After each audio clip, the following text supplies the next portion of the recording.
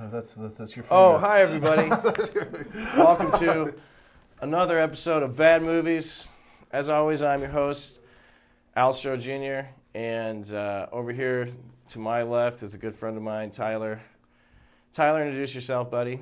My name's Tyler Smith, and I'm a writer, actor, general creative and crazy person. All right, that's enough out of you. That's enough out of you.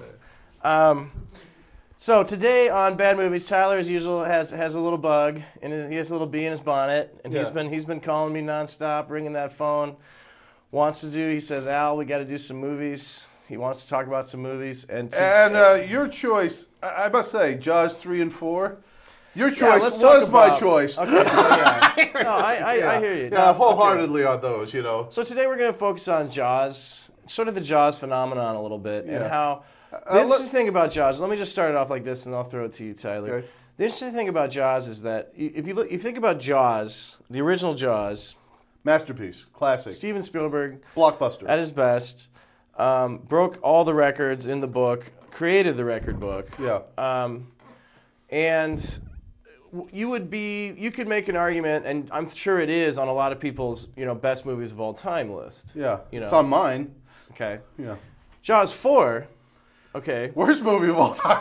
You would make a great argument, and you will find it on a lot of people's worst movies of all time list. What happened there? This Jaws 4 is a movie that's so bad it has like its own bad following movie. There's like a web, there's like a net presence that is sort of a Jaws 4 has a mini phenomenon around it for various reasons we can get into. But so you think about it, and that sort of encapsulates the nature of the sequel. The difference, the huge gap between the two. But it's a great from one of the best films of all time to one of the worst films of all time. But that is the sequel, though. Yeah. That is the nature of the sequel. What you're gonna get is a rehash that gets rehashed, keeps and getting then replicate fading, keeps and watering what down. it's doing is you're getting further and further and further. And by the end of it, everyone's looking around, and it's like there's no one even knows what they're doing there anymore, and it's like what is even happening here? Well, one of the things you have to remember is the first Jaws film had a huge amount of novelty to it. Right. No one had seen anything like this, and added by the fact that they very wisely picked a fluke incident that happened in New Jersey around the turn of the century. Okay, so there is a Jaws. So there's a nugget of truth. They always say that on like Discovery Channel. They'll tell you about during Shark Week. Yeah. They'll tell you about the great white that went 1911 crazy. or 1910 incident where I think there was some brackish water. Yeah, and so that's where like the ocean meets the fresh water, some river or something like that. Yeah, and it went up the river and started eating people. So it was just in an area where there was a lot of people. It was a real fluke incident. Yeah, it was kind of a fluke for several reasons. But so anyway, some people are killed, and the guy writes the book, and then Spielberg directs the movie, and there's been a million things said about and written about Jaws, so we don't need to waste any more time about Jaws here. Yeah, well, just say it's a suffice classic. to say that it is a classic. Now, then you get Jaws 2, 78, okay? Pretty weak. and right off the bat in Jaws 2, one of the interesting things I love about Jaws 2 No Spielberg, not the same writers. No, nobody from the first movie. Except for Roy Schneider. Except for Schneider. He's the only guy. He's stuck in this thing. He knows it's a turkey. And, what's great about Jaws 2 is right at the beginning of Jaws 2, the shark attacks these two women in a boat. And one of the women takes a can of gasoline and sort of dumps it all over the shark, okay, in this like frantic attempt to try to burn the shark. So she manages to dump gasoline all over the shark while it's chewing up the boat. And then she like hits the flare gun and shoots the thing, but she's in a panic and she's got gas all over herself. And so it blows up the whole boat and she gets killed. But it scars the side of the shark's face. So it's this great thing about the sequel. It's like just the shark is not scary enough anymore. Now we have to have like a deformed shark, a gnarled, burned face, mangled shark, mangled face shark. Half of him. He's extra scary because he's got burned face, on half his face. It's just that, I mean, right there, it's just indicative of the kind of cheese you get. Trick. And then, yeah, the cheese you get in the sequel, and then very, very quickly they contrive a series of events. So one shark attack is, we're talking about a once in 100 years phenomenon, if it does happen at all, for a shark to target a community like this. Yeah. This is the second time now that the community's been targeted by a killer shark. It's like a year later. Within a decade. Yeah, within a decade. Yeah, that's the thing. Now, that's the other thing about the Jaws movies that's interesting is that they try to follow the Brody family, the Chief Brody guy from Jaws. And then that starts to because it's like, think about it like this. So you got Jaws, what came out, what, 74? Yeah.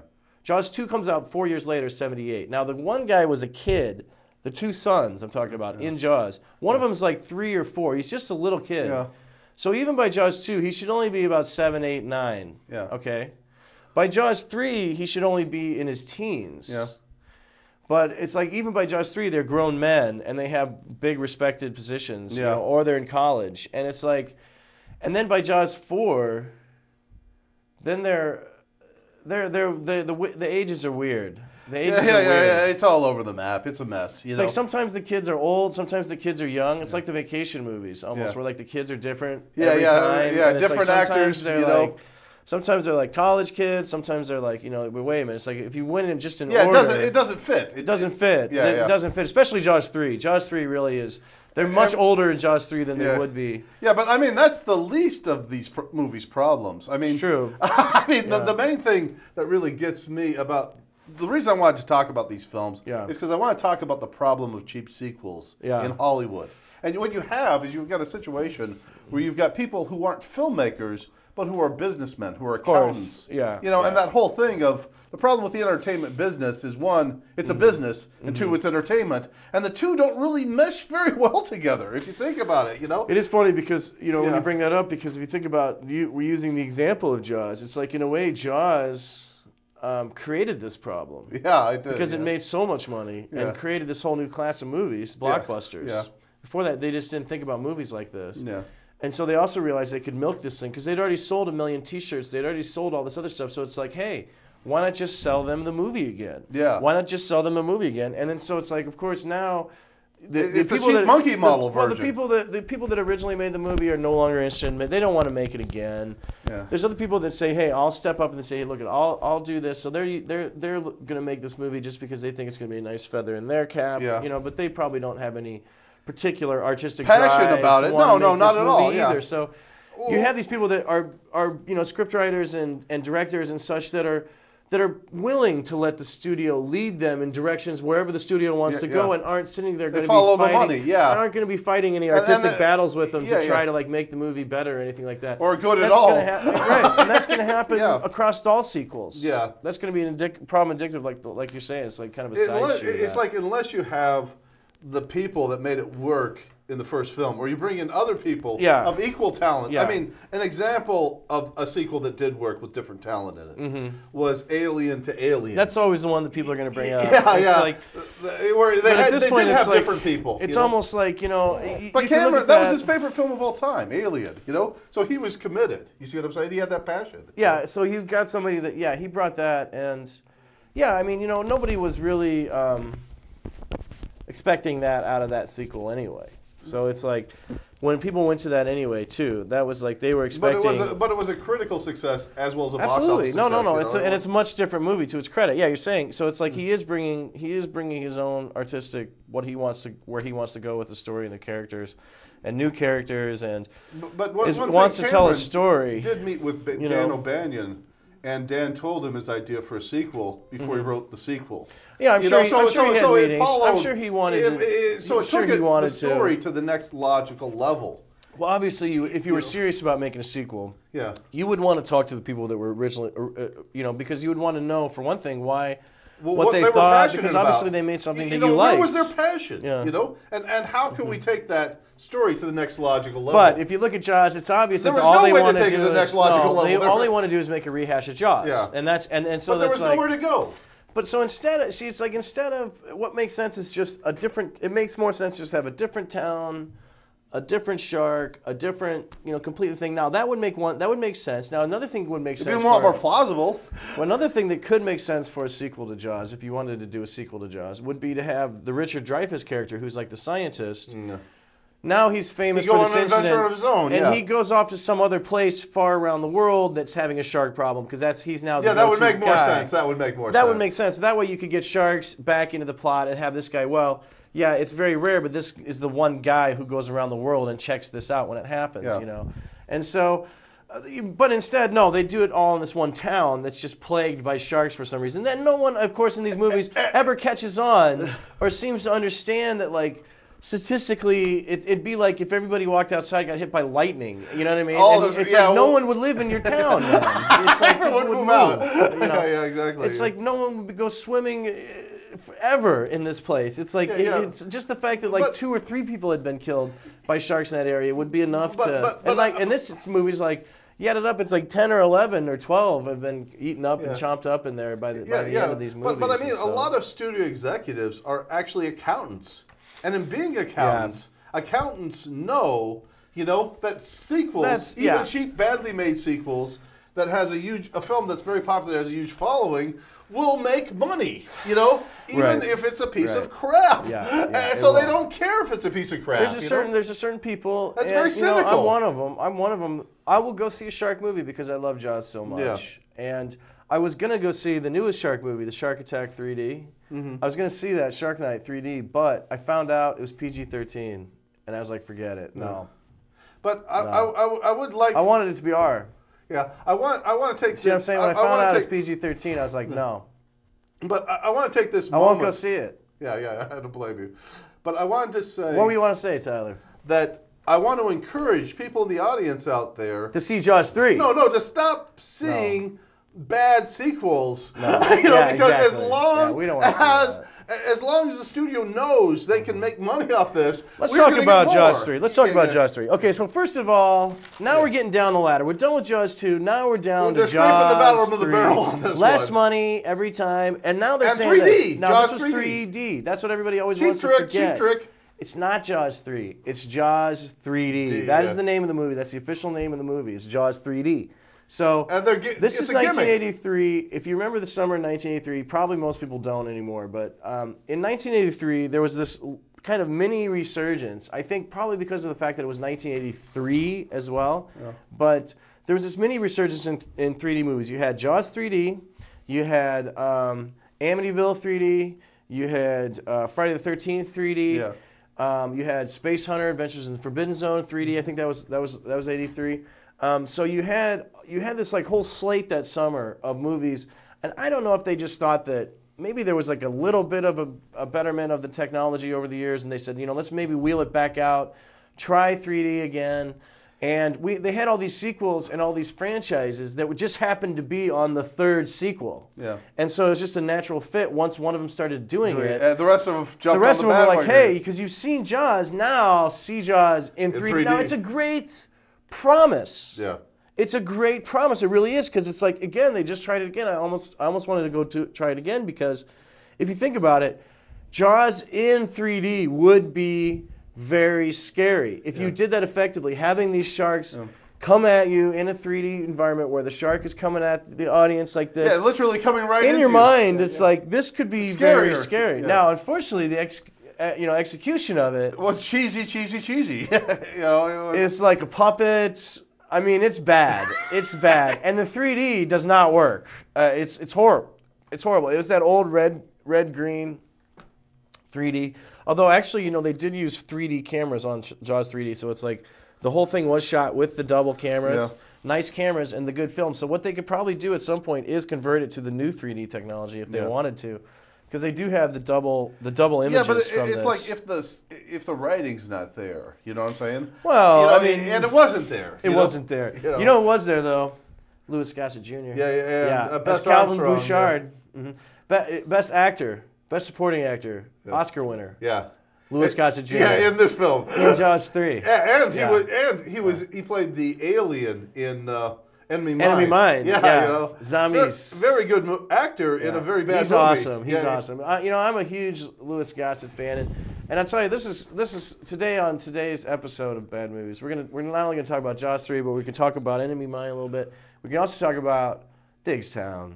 One of the best ever bad movies, yeah. Well, you know, a lot of people call it a guilty pleasure, but when I saw it, I thought it was actually a pleasure. I really love the movie. Diggstown is a great movie. I mean, I love Bruce Dern as an actor. You know, Bruce Dern is awesome in Diggstown. He yells and screams through much of the movie. You know, like only Bruce Dern can do. No, Bruce Dern is like, you can tell when. Well, we can get to Diggstown. We can get to Diggstown a little bit, but Louis Gossett Jr. plays Calvin Bouchard, the owner of Sea Park, which is like a SeaWorld clone in Florida, and they've got this lagoon. So at least they figured out to move it out of the same Jaws town in this one.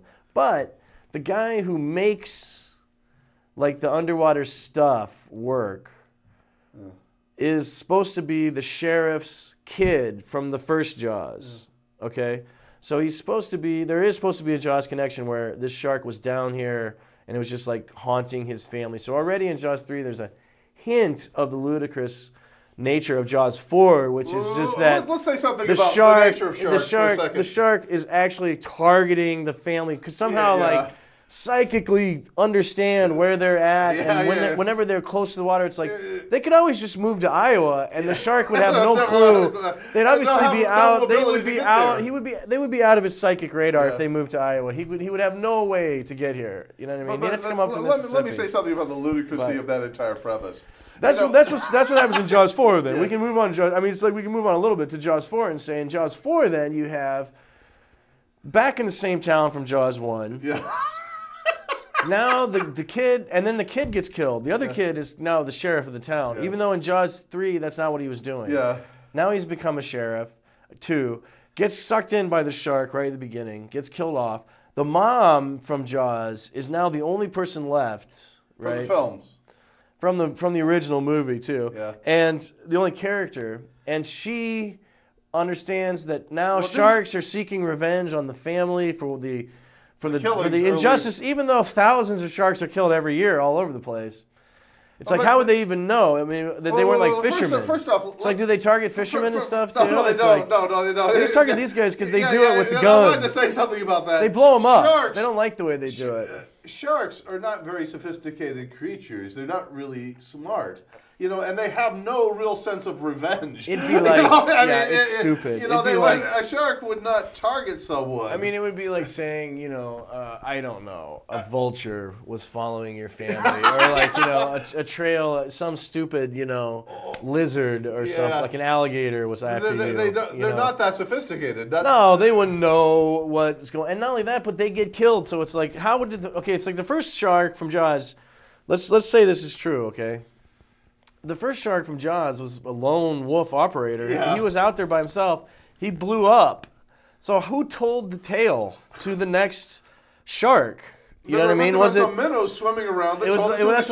It was like those things, those things on the side of them. Yeah. A couple of those lived, went over to the other shark, whispered in the other shark's ear. Yeah, that must have been while they were going alongside the next shark. That must have been a whale. And this like sort of like legend was born of the shark-killing family. Yeah. You know, and so you have, but it's like, but Jaws 3, you have Louis Gossett Jr., so it's like, not only do you just have the ludicrous nature of these killer sharks, and in Jaws 3 you have the killer shark and the killer shark's mom, okay, so you have 2 of those, so even then you have family unit, and sharks do not operate in family units like that. And then you have, in the middle of it, you have these great lines from Louis Gossett Jr. like, you know, no grenades. You know what I mean? He's like saying stuff like that, you know, he's like, and then another one great one is like, what are you talking about, some damn fish's mother? You know? Yeah, it's awesome. I mean, it's like, you got to see this movie. It's cheese. It's bad. Yeah. It's bad. It's bad in a good way, though. It's like, because it's just I dumb. wanted to say something. You know, and then it also has obvious 3D shots in it, too, where it's like, for no reason, somebody will like pick up a gun and be like, yeah, let's, and like be like, well, you know what I mean? For no reason. And it's just obviously because it was a 3D movie. Thing there, yeah. Well, one thing I will say about Jaws 3D is I didn't think there could be a worse Jaws sequel than Jaws 3D. Until you got to Jaws 4. I mean, you know, and I Jaws was like, 4, oh my God. Yeah, Jaws 4. Yeah, no, Jaws 4 isn't even competent on a movie level. It doesn't even make sense. And there's one part, I mean, the famous one from Jaws 4 that's great is a couple of them. First of all, they attach this sort of shocker thing to the side of the shark so that they can sit there and like charge this thing up and it'll be like, and they can go boom and like send him a shock that like makes him jump out of the water. He hates it, you know. And when he jumps out of the water, the shark makes a lion roaring sound. It's like, roar,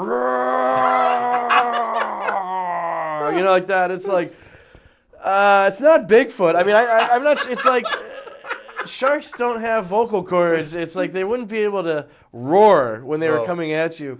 But this thing comes out of the water like this, roar, like that. Now, Sonny Spoon, it's what's his name? Sonny Spoon's from the TV show. You know, what's his name? The actor who's in this one, the dreadlock guy. Yeah. With the terrible dread. He's an American actor. Yeah. But he looks like a Jamaican, yeah. And he gets killed. Now the shark kills him, right? Yeah. It comes up and grabs him, bites him. He's standing on the front of the boat on that little sticker thing that sticks out. Comes up and he grabs the whole thing, shows him going underwater like this, the blood pouring out of his body in the shark's mouth, you know. And then about 5 minutes later, he comes swimming back up. Okay, he's fine. He got out. He got away. And the reason why is because they were so stupid when they made this movie. It's like they showed it to focus groups, okay, and the guy got killed, and they were like, people were like, this movie sucks, and they're like, I didn't like it when the black guy gets killed, and so they're like, okay, well, we'll change that. Survive. Not understanding though that also it's like, no, it really just sucks anyway. It's like that wasn't the only thing probably that sucked about these people that were objecting to, but so then they just bring the guy back to life, even though when you see him going down, he's just like, there's no way he would be dead, even if he got out of the shark's mouth somehow. Yeah, he'd still die. He would die from the salt water and the blood just gushing out of his body. I mean, you know, he was like, literally, he was inside the shark's mouth getting chomped on when he goes underwater. So it's like, it's just that really got me ridiculous. about this movie. You know, this one stand-up comic, he did his entire routine on Jaws 4 for an hour. You also have Michael Caine. Michael Caine is in Jaws 4. Yeah, I know. You know, low Michael point Caine. For Michael. But, but one of the things I wanted to say was how they go from like the Caribbean to the Bahamas. They go to the Bahamas, which is like 7,000-8,000 miles away from each other, and somehow the shark knows that they moved there, and not only that, it gets there before they did, and they're taking a jet airplane.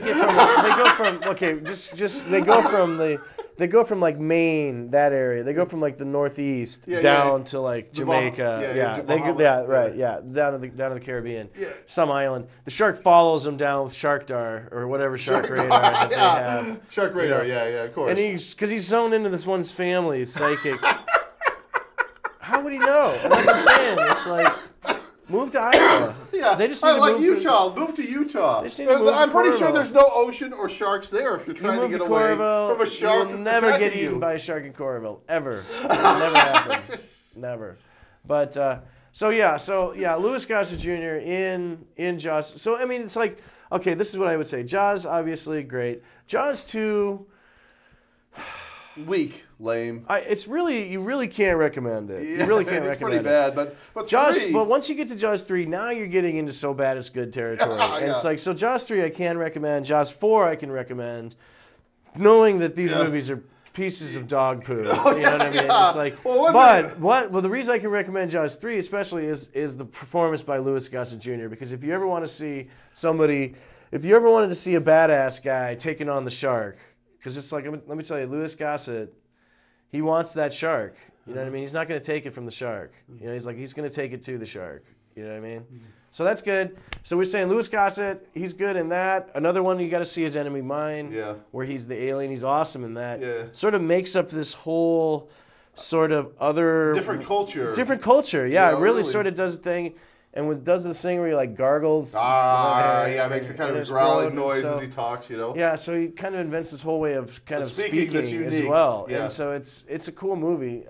You'll see, Enemy Mine is one of those movies that's like, people start, you'll tell somebody to watch Enemy Mine, they'll be like, and then, but by the end of Enemy Mine, they'll really like it if they stick with it. It's actually a very good film, you know. It's a film that gets better as it goes along. Well, the thing is Verhoeven directed it. It's the same guy, I believe, who directed. No, I think it's Gus Van Sant. Oh, Gus Van Sant. Yeah, he directed. But he's gone on to do a lot of good movies. Yeah, but he's a very good director. This is one of the first ones he did. Character oriented. It very much is. Very much smart science Enemy Mine. What you got is, for folks that don't know, it's sort of like a Star Trek thing going on where you've got a war between humans and aliens. And it's war between these humans and humanoid aliens, and one of each crashes on this sort of desolate, barren planet, and they have to work together even though they're enemies to survive. For the first few months, they have to sit there and work together to really survive this very harsh moon with weird aliens and meteor showers all the time. Very good film, yeah.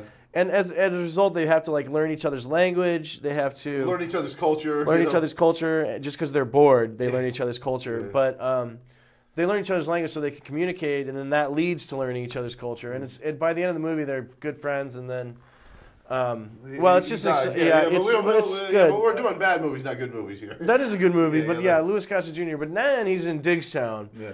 Now this is the movie where it's got James Woods. Louis Gossett Jr. And my favorite, Bruce Dern is the bad guy. Yeah. Now, see, this is why Big Digstown, it was a pretty soft push when it came out. It came out, I think, about 92, 91, 92, right? And it was not, I mean, it was kind of like, they almost kind of came out, but they almost went like this with it. The studio was like, Digstown. You know what I mean? It was like, that was like the commercial. It was like, Digstown. Then it was gone. It was like, and it was like, hey, Digstown? Did somebody see Digstown? I saw it. Well, everybody was like, what? And it's like, no. But then in those days, home video was big. And it came out, and then people started watching it, I think, more on home video. And for the time, it's like, this is a pretty fun movie to watch, especially if you haven't seen it before. And what the setup on Digstown is that James Woods gets out of prison. He lines up this fight by rigging a bet. He goes down to this town, and it's like this southern town, and it's owned by this boss hog type character played by Bruce Dern. Yeah. Okay. Now, James Woods makes a bet with the Bruce Dern character that escalates until it's basically they're betting for the whole town. Yeah. That Louis Gossett Jr., who at this time is about 50. Yeah, he's an old guy, but he's still a boxer, still tough. He's a retired boxer in the movie. He's a trainer at this point. But he's a 50-year-old guy, and it's still Louis Gossett Jr. It's not like Carl Weathers or somebody. I mean, it's he's pretty strong. He's fairly strong, but I mean, he's not like, I mean, he wasn't like Schwarzenegger or somebody. I mean, we're still talking about Louis Gossett Jr. He's a pretty thin guy, even when he was in good shape, in the shape of his life. He's always kind of a thin guy. He's an athletic guy, but he's like sinewy. I wouldn't call him bulky, like a fighter, to begin with. But anyway. He's going to fight 10 guys in one day. That's the thing. One after another. Yeah. That's without a break, without any rest for himself. And knock him out. And so they bring in Louis Gossett Jr. So it's like that right there. It's like a lot of people have a problem with that. It's like a lot of people. That's a lot of suspension of disbelief to believe. You know what I mean? That one guy could sit there, anyone could do that, let alone somebody that was past their prime and somebody whose prime they didn't even really look like Mr. T looked when he was in his prime or somebody like that. So there are boxers who could do that. I mean, Mike Tyson in his prime could take on 10 guys. Depending on the 10 guys, I'm sure he could. Yeah. But it's a fun idea. Now, the other idea is this. It's like they're both these scam artists. So it's like every one of those 10 fights, they sort of know a few days ahead of time. They're trying to scam each other, So they're like, this guy I can buy off, this guy I can... So they're both sort of escalating. It turns into this escalating sort of match. Yeah. Now, it's a fun idea for a movie, and it's got some fun things. It works. The thing is, but it's like the problem is with Louis Gossett Jr., even though he's awesome in the role, it's like it's insane to think that could happen. The second thing is the problem is Bruce Dern, because he's almost too good for this movie, because in a way he's playing this part so out there, and he's playing him almost like he's a real person. Yeah. And I think what's called for is more like a caricature. Yeah. But Bruce Dern comes in, and he's sort of like this unhinged sort of quiet, psycho guy who is just always sort of like, and he loses his temper through much of the movie. But he's just like, he's supposed to be this like Southern guy. Yeah. And he's got this really kind of strange kind of Southern accent that he's going with. And he's like, you know, he says like these things like, nobody sits in my seat.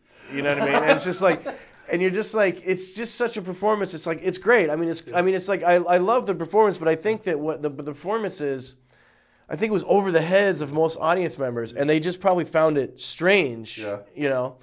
Whereas like fans of Bruce Dern are like, that's classic Dern. I mean, it's like, Diggstown, in my opinion, is my favorite Dern movie. I mean, it's one of the reasons why I love Bruce Dern. It's like the way he has a really big part in it's this like too. it's a similar thing would be like when Christopher Walken gets really weird and out there. He has this way of reading his lines it's weird. It's kind of also akin to the way. But it also draws your attention. It's also akin to the way like Bob Dylan has phrasing, especially like when you see him live, when Dylan's like na na na na na na, and everybody's kind of like, it's like either you like that kind of thing, or it's really off-putting to you. When you hear people say things and give line readings that are off kilter and emphasize weird words, and you know are just sort of like, sometimes they're really sort of emotionally off, you know, and it's like you can tell he's doing it on purpose, and you can tell he's giving this performance of this guy because Dern's character would have to be a semi-psychotic in order to pull all this stuff off. The thing is, though, in most of these movies, normally, even though these characters are acting psychotically, they're allowed to, movies cheap out, their psychotic characters are allowed to behave in a normal fashion in everyday life. And it's like, if you were crazy enough to do that, you wouldn't be able to behave in a normal fashion in your everyday life. You'd have to be so bonkers to do a lot of things that happen in movies. I'm talking about like the bad guys now. That they wouldn't be able to pull off. It's like those people that do that in real life, it's like they're so crazy that you couldn't pull off going through your everyday life and nobody suspecting that you were nuts. You know what I mean? You'd be one of those guys that's like, don't go by his house. You know, he's crazy. So, but anyway, Dern gives a great performance in Diggstown. Well, the main redeeming quality of Diggstown is it's very suspenseful. It's very entertaining. It's very. It flows very well. The thing is, what happens though? If you get past some of these premises that you have problems with, which I did, I just, you know, to me, it's like, okay, it's a movie. Bruce Dern's in it. These stars are in it. The problem is this. I'll tell you the problem. No, it is fun. I'll tell you this, and this is the problem with, and I'll tell you the reason why Diggstown isn't a huge hit in the classic nowadays is because it actually overplays his hand, because they're trying to one up each other, and then at some point Dern turns to murder. And it actually kills the spirit of the movie when they start killing people, because they really don't until about 3/4 of the way through the movie. And up until then, it's like it really sort of get dark at the end. It's unnecessary too, because it's like you're having enough fun as it is. You don't like Dern. You know he's having a great time doing this weird, like I'm saying, this Southern weird boss type of character. But it's like not in a Southern boss type way at all. It's in a weird kind of teeth gnashy way, which is beautiful and that I love. So you're having enough fun, but it's like you can tell the producers and the director were like, Dern is not a bad enough guy. And so it's like they make him kill these people in sort of brutal ways about 3/4 of the way through. And then all of a sudden you're like, wait a minute. Because what happens is, what they do is they have this unintended moral consequence. Wouldn't the moral thing to do then, if you're the Louis Gossett Jr. character, if you're the James Woods character, who are the heroes, the moral thing to do then would be, okay, enough. Because all they're in it for is the money.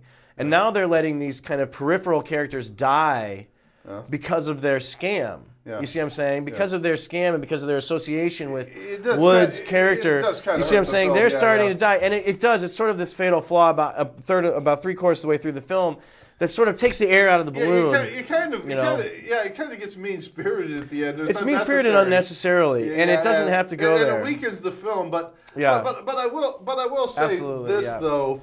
I mean, you know, it's one of my favorite Bruce Dern performances. Absolutely, it's my favorite. It's my favorite performances. James Wood was for all the. good. No, I'm saying, and the guy who was his sidekick character, who's the pool shark at the beginning. No, that's Oliver Platt. Is in this Oliver movie Platt. too. Yeah, he's also a young hot Heather Graham. She's probably 19 or so. I mean, so when Heather Graham is perfect. I mean, there's some really good stuff in this. And let me tell you something. Let me tell you something. No. I mean, it's like what I'm saying there. Make no mistake, Tyler. I think you're mistaken what I'm saying there. I'm saying that the Bruce Dern performance is probably what turned a lot of people off.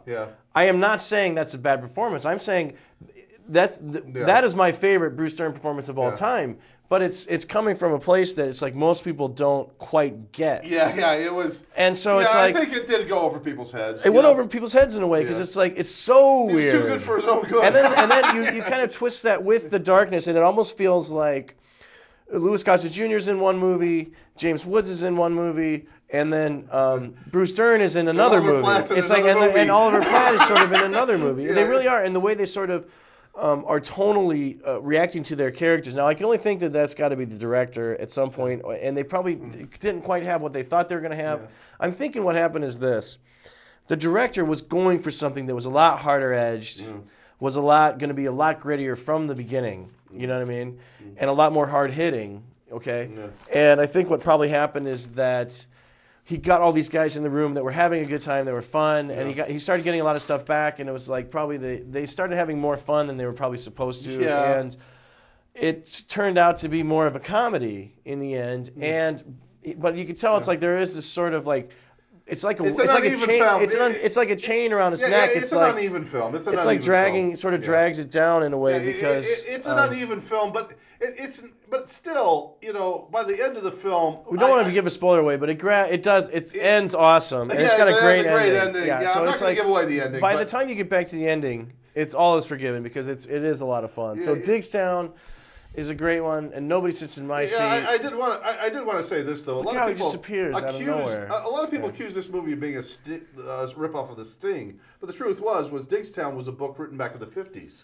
Digstown is a book. Yeah, there is a book. So The Sting came out in the 70s. It might have been. It's like The Sting was more of a ripoff of Digstown. Yeah, and the thing is, it's like also too is that it's undeniable that a lot of the nastiness that we're talking about, there is a racial tinge to a lot of it. And so it's like that is also probably something that was much higher in the book. And probably, you can see it's like probably where the director was maybe going into this with the best intentions and going like, this is really going to be sort of a gritty, sort of a Southern story about the inequality in the South, about that sort of Jim Crow era of history. Yeah, and how, you know, and so some of that sort of creeps in. And then it's like, but that's just not the movie they have. And so it's like what happens is you get this kind of weird stuff creeping in around the edge that just is not this movie. It's not, you know, it's not, they're two different things. And so it's like we're saying, it seems like a lot, it's an uneven film. But it's uneven. It's like everybody's in someplace, coming from someplace different sometimes. But the ending's so good that you kind of forgive everything. The ending is great. The ending is great. You got to stick with it. You got to stick with it. You got to stick with it to the ending. So we got Jaws 3, Jaws 4. Digstown. Should we talk about Big Trouble in Little China for a little bit? We can talk about Big Trouble if you want to, but it's like... I wanted to tell you something. Jack Burton actually was a real person. Oh my God! And his name was Jack Burton. And he did go to Chinatown. He did have his truck stolen, and he did join the gang that was fighting the other gang that stole his truck to try and get it back. Did George Lucas tell you this about when that time you were fighting over your dog? No. Okay. I just wanted to make sure. Okay. All right. So Jack Burton was real. He was a real person, and the movie doesn't... Did you talk to him? Did you talk to the real... an intermediary, but... you talked to him through an intermediary. The real Jack Burton. The real Jack Burton before he's... You have a friend of a friend with him. Friend of a friend, okay. So, but what happened was Jack... He had he was playing 3 alimony checks while working as a truck driver. He's working his ass off, getting deeper and deeper into death. And that's the reason why... You don't believe me. No, I don't believe a word of what you're saying. I don't think so. Okay. No. All right.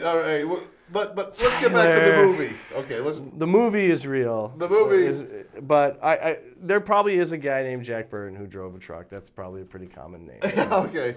But one of the thing is in the film, Jack has a reckless streak to him. You agree with me on that, right?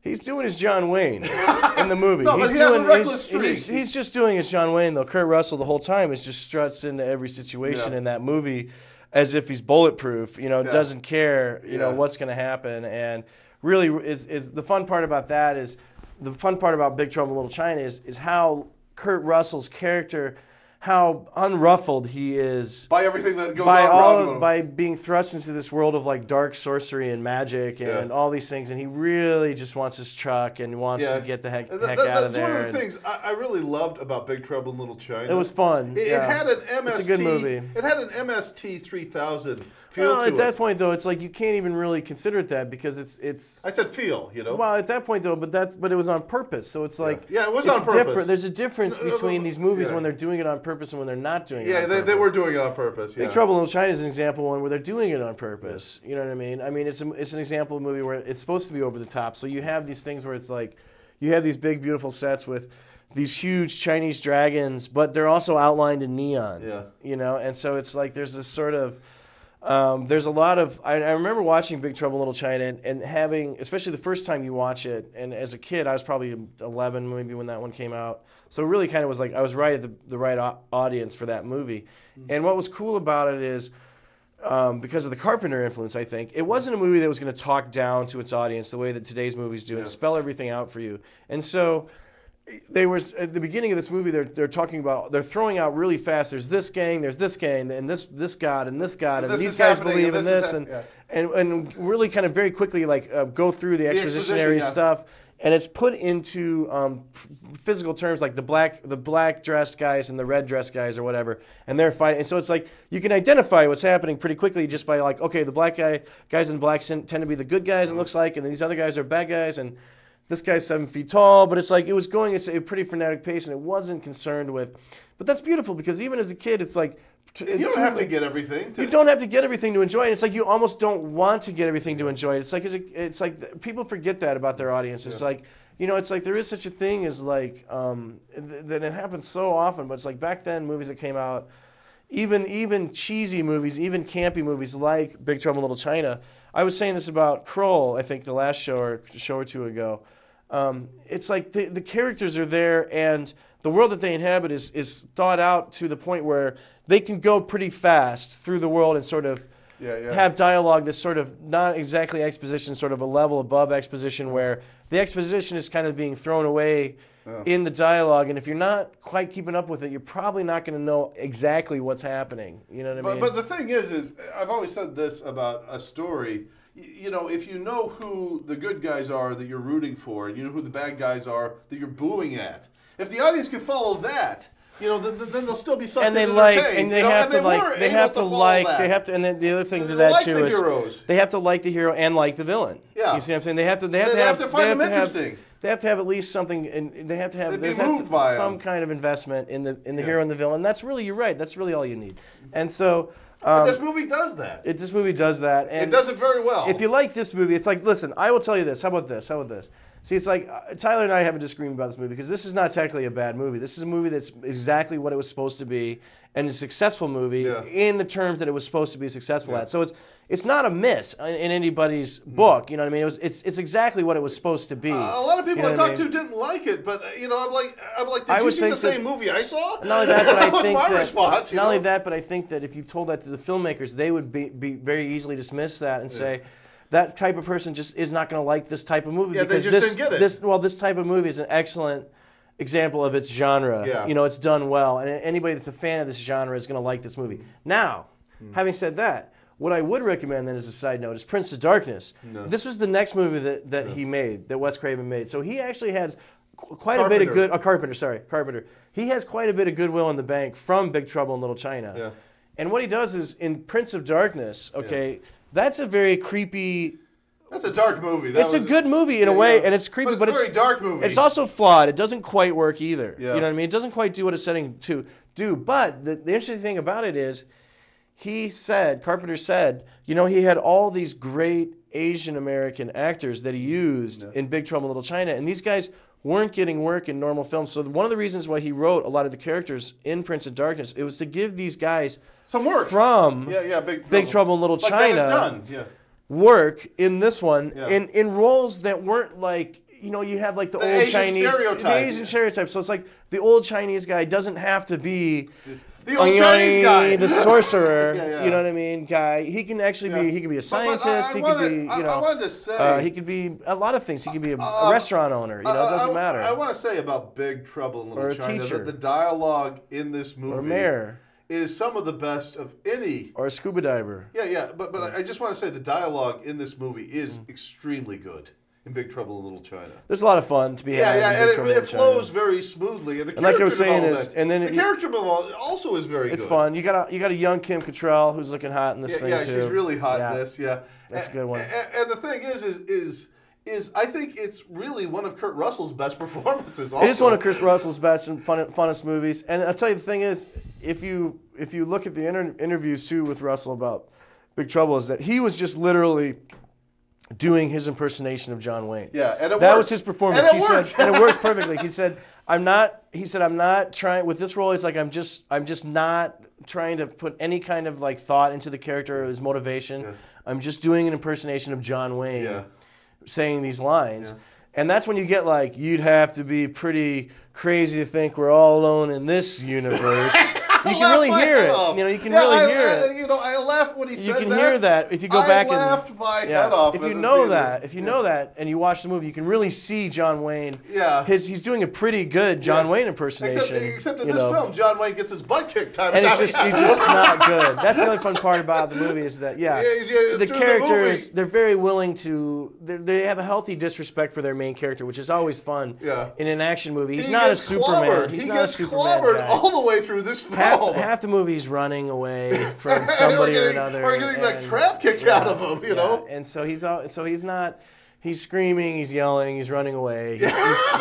He turns and fights when he has like a bigger gun, and then as soon as he runs out of bullets, he turns around and runs again. And so he does a lot of fun things. They give him a lot of fun stuff to do that sort of goes against the grain. It's the sidekick character, Dennis Dunn, who keeps saving him. He drives a lot of the action. Yeah, he drives a lot of the action. You know, which is like twist. This is a successful film. No, it's a good movie. Big Trouble in Little China is a fun movie. That's a risk. Yeah. You know, give me that. That's a risk. I'm not saying it's not a risk, but I'm saying it's a great risk and it pays off. And it works. Yeah, that's my point. I'm saying fundamentally, though, this isn't a bad movie because for me, it's like the definition of a bad movie is more like a movie like Prince of Darkness, where it's like they're trying to do one thing, they don't quite get there, but there is something there. There's a core there that's valuable. It's like again, this is sort of like my argument against Rambo last time. It's like nobody needs to be the champion of Big Trouble in Little China. Big Trouble in Little China is a cult hit that millions and millions of people love and always will. It's like, or I mean, not always, a couple hundred years from now. But the people who like that genre film will love this film. Anyone who likes any kind of the Kung Fu and it's films. Like not only that, but it's like that stuff is bigger than ever now. You know, with all the in the last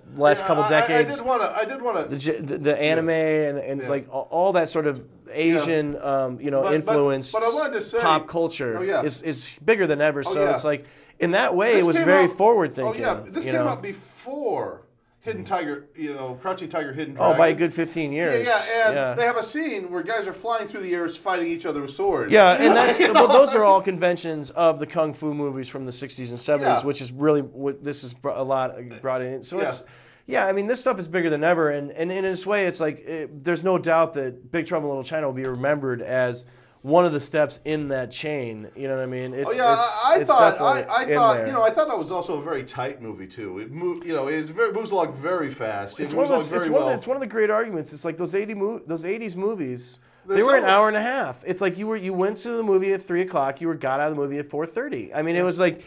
It's like every movie was an hour and a half. It wasn't until the 90s that it's like everybody thought, no, movies have to be 2 hours now. Yeah. And it's like, listen, you watch something like Big Trouble in Little China, and it is so much better for its its length. It's like there's so many more movies that would be more fun to watch today if we didn't have all this need to sort of pad out the flick to give everybody their money's worth. It's like, just make a better movie that's shorter, and if it's supposed to be a fast-paced movie like that, why not? Why not have it come at you really quick? But one thing I wanted to say is, there are lessons we can learn from Big Trouble in Little China, actually. Sure. From real life. And one of the lessons that I took away from this film... Don't run around the sewers. Yeah. And with monsters. It's like what Evel Knievel said. If you fall on your ass 100 times and you get up and you try again, you're not a failure. That's right. As long as you keep getting up off your ass and trying again. You know, and Jack life lessons, always gets up on his ass and tries again the whole film. You know? Life lessons from Big Trouble in China. Yeah, exactly. With Tyler Smith. Yeah, and I loved how Jack pretty much takes a beating from the beginning of this movie to the end of this movie. But he gets through. But at the end, he grabs his knife and throws it at the villain and kills him. Yeah, he finally does something right. And I was like, oh my God! He finally won! Whoa! He finally won a battle! All right. Turn it down, big guy. Easy, killer. Easy. Jeez Louise, man. Okay, you get rolling. You can tell I love this movie. You get rolling, man. God. Sorry. All right. Listen, let's end it on a high note, though, all right? That was beautiful. We had a freak out from Tyler for everybody at home in the end. And so we've got, just to wrap it up for this week's Bad Movies, we've got... Plan 9. We'll do Plan 9 next time. We'll do Plan 9 next time. Are we done with our hour? I'm good. I'm spent, man. Are we done with our hour? Are we done? Doesn't matter. I'm done. I'm getting out of here. You're freaking me out. I didn't mean to freak you out. Okay. Listen, I'm going to get back to... I need to show you this anyway that we were talking about. So, like I was going to say, so Jaws 3, Jaws 4... I would say Digstown.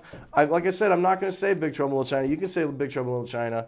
I mean, obviously, we just talked about it. So if you haven't seen it, obviously see it. Well, I won't list it as a guilty pleasure. I'll list it as a pleasure. I listed it just as a regular good movie. Yeah, you can watch that one. And then I would also say Prince of Darkness. If you like Big Trouble in Little China, maybe you haven't heard of that one. See what I'm saying? Okay. And that's got a lot of the same dudes. But you give a thumbs up at least to Plan 9. Yeah, go see Plan 9. It's like if you want to have an Ed Wood show, I'm gonna have to talk about Bride of the Monster. That's the best. That's in my opinion, that's the best one. With Exploding Octopus. I mean, come on. But anyway, that'll be another show. All right, Tyler. So anyway, we'll see you guys next time on Bad Movies. Okay. So yeah. So look right here. This was, if you look over here, it's a map. Yeah, it's a map of the world. Yeah.